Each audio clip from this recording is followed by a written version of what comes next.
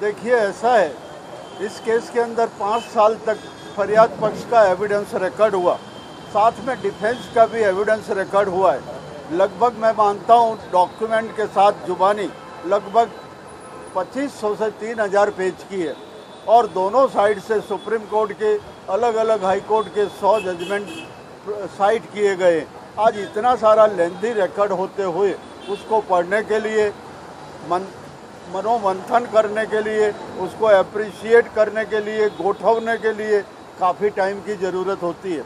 और आज जजमेंट की तारीख थी, लेकिन जजमेंट तैयार नहीं है और इसलिए अब 26 तारीख रखी है और 26 तारीख ऊपर वाला जाने 26 को क्या होगा।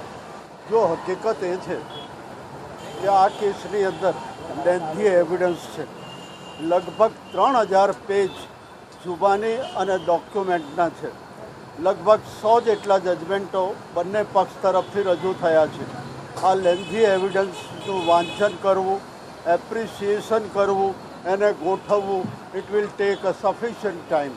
અત્યારે સાહેબે જે છે તારીખ આજે જજમેન્ટ માટે આપી હતી, પણ જજમેન્ટ તૈયાર નહીં હોય અને એ હિસાબે આજે 26 તારીખ આપી છે। મને એવી આશા છે કે શોર્ટ ડેટ આપી છે, કદાચ ચોક્કસ કહી શકાય નહીં, પણ કદાચ 26મીએ જજમેન્ટ આવશે। 26 તારીખ જજમેન્ટ માટે રાખવામાં આવી છે અને જે કરપ્શનનો કેસ છે એની અંદર ઈડીએ અરજી આપી છે કે આ કેસ અહીંથી ટ્રાન્સફર કરવો, એની હિયરિંગ ઉપર છે, ટ્રાન્સફર કરવો કે ન કરવો।